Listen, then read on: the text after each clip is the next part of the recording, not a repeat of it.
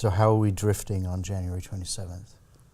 Well, I guess with all the Rat Drifting concerts, they do follow the first series, and that it tends to be music sound work that sort of falls in between genres, venues, things like that.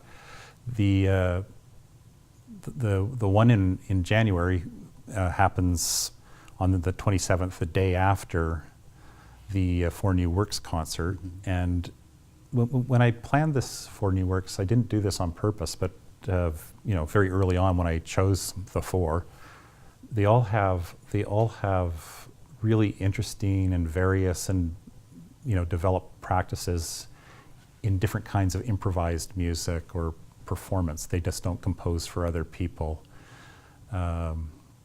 Holger's music and his improvisation are incredibly close. Stephen, it's something else again. He's an old rock and roll guitar player. He was in a kind of a glam blues band in Liverpool in the early 70s. Cool. Yeah, that's right. Open for Roxy Music. He plays guitar. Rebecca Bruton has this, she's a violinist, but also an amazing vocalist, and she does this music that's between some kind of psychedelic traditional folk music and noise. Mariel Groven mostly plays piano, but it's as kind of poised and protracted as her written music is.